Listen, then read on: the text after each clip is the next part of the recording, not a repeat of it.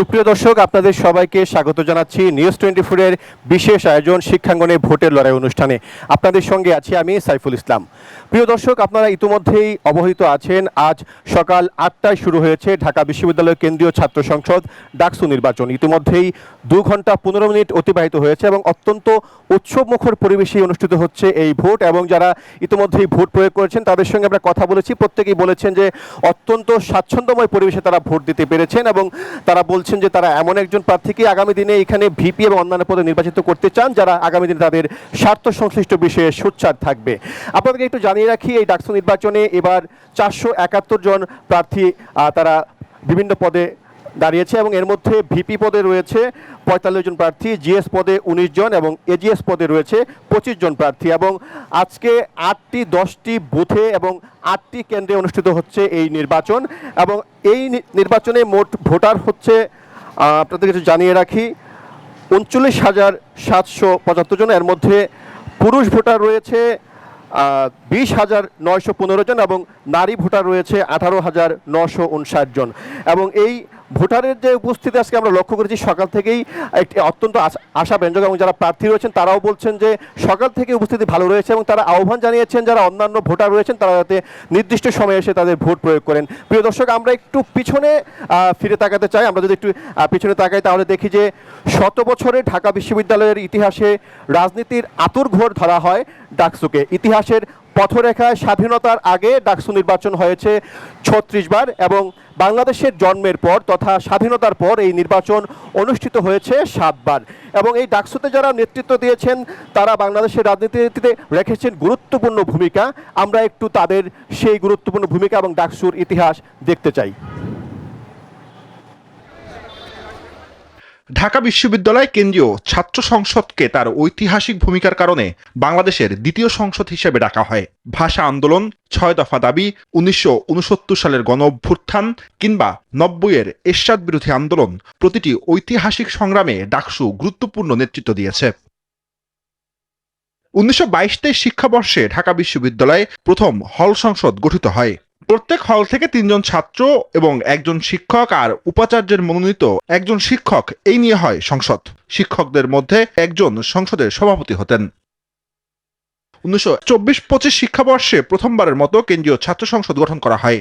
প্রথম সহসভাপতি বা ভিপি হয়েছিলেন মমতাজ উদ্দিন আহমেদ আর সাধারণ সম্পাদক বা জিএস হয়েছিলেন যোগেন্দ্রনাথ সেনগুপ্ত। শুরু থেকেই ডাকসুতে পরোক্ষ নির্বাচন হতো। পরোক্ষ নির্বাচন প্রথার বদলে ডাকসুতে প্রত্যক্ষ নির্বাচন চালু হয় 1970 সালে। স্বাধীনতার পর ডাকসুতে প্রথম ভিপি হন মুজাহিদুল ইসলাম সেলিম, জিএস হন মাহবুব জামান। 1974 থেকে 1978 ডাকসু নির্বাচন হয়নি। 1979-80 শিক্ষাবর্ষে ভিপি হন মাহমুদুর রহমান মান্না, জিএস হন আখতারুজ্জামান। 1980-81 শিক্ষাবর্ষেও ভিপি হন মাহমুদুর রহমান মান্নান, জিএস হন আখতারুজ্জামান।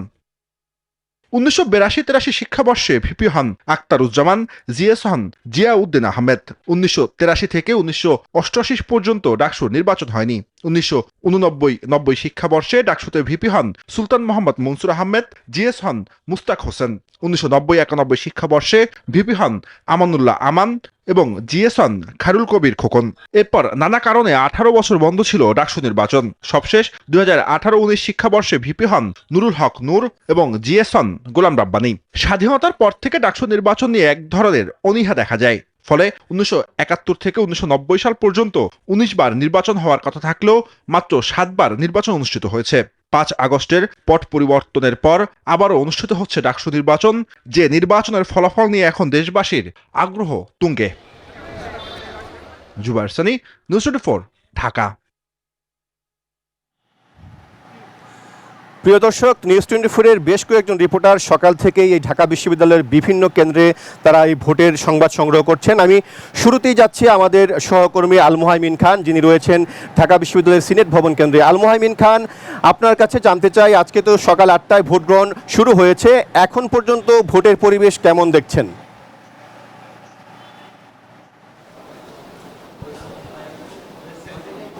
সাইফুল, ধন্যবাদ আপনাকে। আমি এই মুহূর্তে আসলে আছি ঢাকা বিশ্ববিদ্যালয়ে এই কেন্দ্রীয় সংসদ নির্বাচনের অন্যতম কেন্দ্র উদয়ন স্কুল অ্যান্ড কলেজ কেন্দ্রে, এবং এখানে কিন্তু সবচেয়ে বেশি ভোটার রয়েছে এবং তারা কিন্তু ভোর 6টা থেকে লাইনে দাঁড়িয়েছেন আমরা দেখেছি, যদিও ভোট শুরু হয়েছে 8টায়। দেখতে পাচ্ছেন ভোট যে গ্রহণের প্রক্রিয়া তা কিন্তু রয়েছে ফার্স্টে, যে একজন শিক্ষার্থী বা ভোটার সে কিন্তু তার আইডি কার্ড শো করছেন এবং আইডি কার্ডের তথ্য কিন্তু মিলিয়ে দেখছেন যারা দায়িত্বে আছেন তারা। সেই দায়িত্বে থাকা ব্যক্তিরা বলছেন যে যদি ছবির সাথে আইডি কার্ড মিলে যায় এবং কাগজের সাথে যে তথ্য দেওয়া আছে তা মিলে যায়, তারপর তাকে 6টি ব্যালট পেপার দেওয়া হচ্ছে, যার মধ্যে একটি হচ্ছে হল সংসদের ব্যালট পেপার এবং বাকি 5টি হচ্ছে কেন্দ্রীয় সংসদের ব্যালট পেপার। তারা কিন্তু সেই ব্যালট পেপারগুলো নিয়ে সামনে রাখা যে 107 নম্বর রুমটি রয়েছে সেই রুমে যাচ্ছেন। সেই কক্ষে গিয়ে কিন্তু তাদের নির্দিষ্ট বুথে গিয়ে তারা তাদের 41 জন প্রার্থীকে বেছে নিচ্ছেন, সেখানে ক্রস চিহ্ন দিয়ে তারা কিন্তু এই ভোট নিশ্চিত করছেন। তারপর কিন্তু তারা এখান থেকে এসে এই ব্যালট পেপারগুলো জমা দিচ্ছেন এই ব্যালট বক্সের ভেতরে।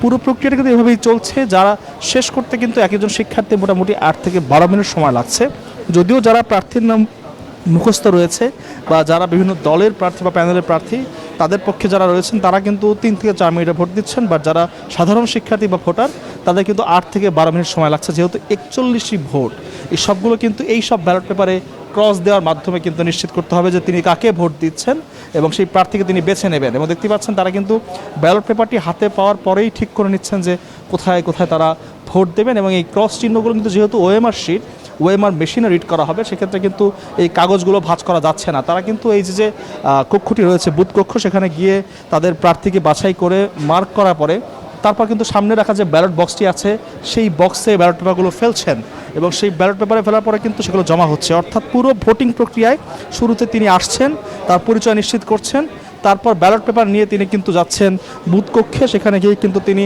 তার প্রার্থী বাছাই করছেন। তারপরে সে কিন্তু ঠিক এভাবেই ব্যালট বক্সের ভেতরে তিনি তার ব্যালট পেপারগুলো ছাড়ছেন।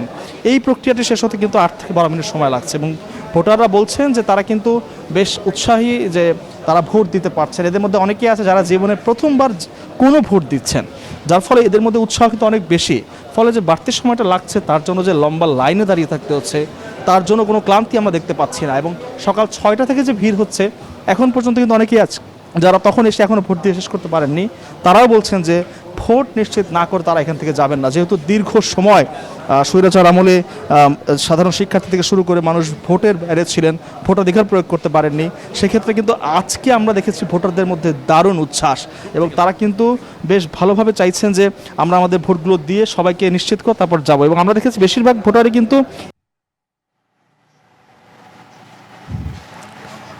ধন্যবাদ মুহাইমিন, আপনি নিরাপত্তার সংবাদ সংগ্রহ করতে থাকুন। আমাদের আরেকজন সহকর্মী জুবায়ের সানি তিনি রয়েছেন শারীরিক শিক্ষা কেন্দ্রে। সানি, আপনি তো সকাল থেকেই ভোট সংগ্রহ করছেন।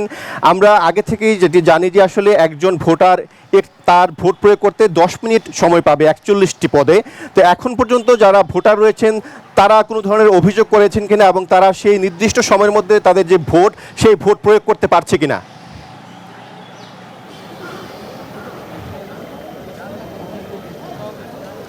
দেখুন, একটু সময় লাগছে, এটা সত্যি। কারণ ভোটের সংখ্যা মানে প্রার্থীর সংখ্যা অনেক, কিন্তু তাদের মধ্যে কিন্তু সে বিষয়টি নিয়ে যে কোনো কষ্ট বা এই যে এখন রোদের মধ্যে আপনি আমার পিছনে ঠিক দেখতে পাচ্ছেন যে দীর্ঘ একটি লাইন, যে লাইনে দাঁড়িয়ে তারা ভোট কেন্দ্রে যাচ্ছে, কিন্তু তাদের মধ্যে কোনো বিরক্তির ছাপ আমি দেখছি না। তাহলে তাদের মধ্যে উৎসাহটাই আসলে বেশি দেখা যাচ্ছে, কারণ এখানে যারা ভোটার রয়েছেন তারা বেশিরভাগই প্রথমবারের মতো ভোট দিতে পারছেন। সেই কারণে তাদের মধ্যে যে উৎসাহটা কিন্তু অনেক বেশি। এবং তারা যেটি বলছেন যে এই যে ডাকসুতে যারা নির্বাচিত হয়ে আসবেন তারা যেন তাদের জন্য কাজ করেন, বিশ্ববিদ্যালয়ের উন্নয়নের জন্য কাজ করেন। তার জন্য এই যে তারা যে কষ্টটা কিছুটা ভোগ করছেন সেটি তাদের কাছে আসলে কিছুই না। আমি যদি এই বিষয়টা নিয়ে আসলে দুজন শিক্ষার্থীর সঙ্গে একটু কথা বলি, যে দীর্ঘ লাইনে দাঁড়িয়ে আপনাদেরকে ভোট দিতে হচ্ছে, অনেক সময় লাগছে, রোদ প্রচণ্ড, তো তারপর আপনাদের মধ্যে বিরক্তিটা দেখতে পাচ্ছি না, মানে এটা আসলে কেন? আমরা যেহেতু ফার্স্ট ইয়ার, প্রথমে এসে ডাকসু পাচ্ছি, একটা মানে অনুভূতি কাজ করতেছে ভোট দেওয়ার জন্য। এই জন্য আর কি, যতই কষ্ট হোক, ঘাম থাকুক, লাইনে দাঁড়ায় থাকি, আনন্দ দিয়ে ভোট দিচ্ছি, এটাই। ভাই, নির্বাচন কেমন হচ্ছে? আপনারা তো ভোট দিতে আসলেন, ওভারঅল কেমন দেখছেন? সব কিছু তো আপাতত সুষ্ঠু স্বাভাবিকই আছে। এখন দেখা যাক পরবর্তীতে কতদূর কি হয়। আশা করব যে সব ভালো কিছুই হবে এবং খুব দ্রুত ভালো মানে সব কিছু ভালোভাবে শেষ হবে এবং আমরা খুব ভালোভাবে ভোট দিতে পারবো এই আশা রাখি। ধন্যবাদ। সাইফুল, শুনছিলেন যে আমি যে জায়গাটিতে রয়েছি, শারীরিক শিক্ষা কেন্দ্র, এখানে কিন্তু 3টি হলের শিক্ষার্থীরা ভোট দিচ্ছেন। এর মধ্যে জগন্নাথ হলে প্রায় 2100-র উপরে ভোট, জহুরুল হক হল রয়েছে, একই সঙ্গে স্যার সলিমুল্লাহ হল রয়েছে। তো প্রায় 4700 ভোটার এই 3টি হলে, এবং সকাল থেকে আমরা যেটি দেখছি যে সবথেকে বেশি জগন্নাথ হলের শিক্ষার্থীরাই বেশি ভোট দিতে আসেন, এবং সকাল থেকে দীর্ঘ লাইনে দাঁড়িয়ে তারা ভোট দিচ্ছেন। এখন মতো খুব বেশি অভিযোগ পাওয়া যায়নি লাইনে দাঁড়ানোকে কেন্দ্র করে বা পোস্ট লিফলেট বিলিকে কেন্দ্র করে। কিছু তর্ক বিতর্ক ছিল, কিন্তু তারপরে যদি বলি যে এখন পর্যন্ত কিন্তু শান্তিপূর্ণ পরিবেশে এই ডাকসু নির্বাচন অনুষ্ঠিত হচ্ছে বলে আমাদের কাছে মনে হয়েছে। তো সাইফুল, এই ছিল আমার কাছে সর্বশেষ তথ্য। ধন্যবাদ জুবায়ের সানি, আপনি নিরাপদের সংবাদ সংগ্রহ করতে থাকুন। সেই সঙ্গে ধন্যবাদ আল মোহাইমিন খান আপনাকেও। প্রিয় দর্শক, আমরা এই পর্যায়ে ডাকসু নির্বাচনের সার্বিক পরিবেশ নিয়ে কথা বলতে চাই। আমাদের সঙ্গে অতিথি হিসেবে যুক্ত আছেন ঢাকা বিশ্ববিদ্যালয় সাংবাদিক সমিতির সভাপতি মহিউদ্দিন মাহি। মাহি, আপনাকে অসংখ্য ধন্যবাদ, অত্যন্ত ব্যস্ততার মধ্যেও সময় দিয়েছেন। তো আজকে তো সকাল থেকে আপনি বিভিন্ন কেন্দ্রে ঘুরেছেন, ভোটের পরিবেশ দেখেছেন। এখন পর্যন্ত যারা ভোট দিয়েছেন তাদের সাথে কথা হয়েছে কিনা, এবং সার্বিক যে চিত্র সেটি কেমন দেখছেন? দেখুন, যেরকমটা আমরা আগে ভাবছিলাম যে হয়তো শিক্ষার্থীদের কিংবা ভোটারদের উপস্থিতি সেরকম অত বেশি হয়তো হবে না, কিন্তু বাস্তব চিত্র আসলে ভিন্ন। আমরা যেটি দেখেছি যে সকাল থেকেই কিন্তু শিক্ষার্থীরা ছেলেদের হলগুলো থেকে মেয়েদের হলগুলো থেকে দলে দলে এসে কিন্তু তারা কেন্দ্রগুলোতে ভিড় করছেন, এবং আপনি দেখবেন যে সবগুলো কেন্দ্রে কিন্তু বিশাল বিশাল লাইন আমরা দেখতে পেয়েছি। এবং তাদের মধ্যে যে উচ্ছ্বাস, আপনি জানেন যে গতকাল রাতে বিশ্ববিদ্যালয়ের অনেক শিক্ষার্থী রাতে ঘুমান নাই, তাদের মধ্যে একটা উচ্ছ্বাস, রাতে ঘুম আসে না এরকম একটা অবস্থা। অনেকেই ভোট দেওয়ার পর বলতেছিলেন যে কালকে সারা রাত্রে ঘুমাই নেই, আজকে সকালে ভোট দেওয়ার উত্তেজনা ছিল। আসলে দেখেন, এখানে ডাকসুকে ঘিরে আসলে শিক্ষার্থীদের যে আশা আকাঙ্ক্ষা সেটি আসলে অনেক দিনের।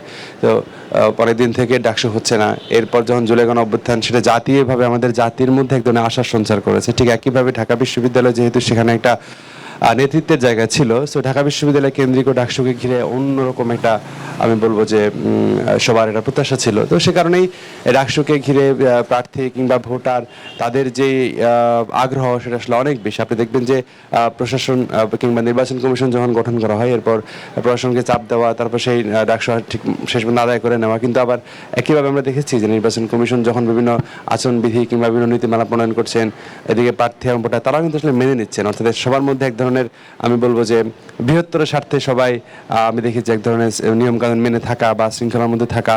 আপনি দেখবেন যে অনেক ঘটনা ঘটেছে যে প্রার্থীরা তাদের যে প্রচারণার যে বিভিন্ন ইনস্ট্রুমেন্ট সেটা টাঙিয়েছেন এবং প্রশাসন সাথে সেটা খুলে ফেলছে, কিন্তু কোনো রিয়াকশন সেখানে নাই।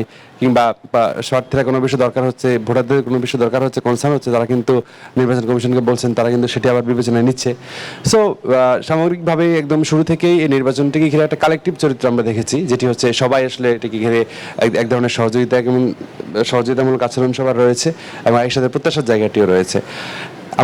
আমি একটু আজকে সকালে দেখেছি দীর্ঘ লাইন, যখন 8টায় ভোট শুরু হয় তার আগেই দেখেছি লাইন। আসলে এবারের ভোটার উপস্থিতি কি গতবার যখন 2019 সালে ভোট হয়েছিল তার চেয়ে উপস্থিতিটা বেশি হবে কিনা? উপস্থিতি আমার মনে হচ্ছে বেশি হবে, ডেফিনেটলি বেশি হবে। কারণ হচ্ছে গতবার যে চিত্রটি ছিল, গতবার কিন্তু শিক্ষার্থীরা যারা বাইরে ছিল ক্যাম্পাসে, তারা কিন্তু আসার সাহসী পায়নি। কারণ যে কজন খুব চেষ্টা করে ক্যাম্পাসের ভিতরে ঢুকেছে, তারা কিন্তু তাদের কেন্দ্র ছিল হলগুলোতে ঢুকতে পারেনি। হলগুলোতে ঢুকতে পারলেও লাইনে দাঁড়াতে পারেনি, লাইনে দাঁড়াইলেও কিন্তু ভোট দিতে পারেনি। আপনি জানেন যে তখন আসলে হলের ভোটের যে লাইন, সেখানে এক ধরনের ফেক লাইন তৈরি করে রাখা হয়েছিল। অর্থাৎ যারা ভোট দিয়েছেন তাদেরকে আবার দাঁড় করে রাখা, ছাত্রলীগের লোকজন, নেতা কর্মী তাদের দাঁড় করে রাখতো, যাতে সাধারণ শিক্ষার্থীরা সে লাইনে না দাঁড়াতে পারে কিংবা ভোট না দিতে পারে।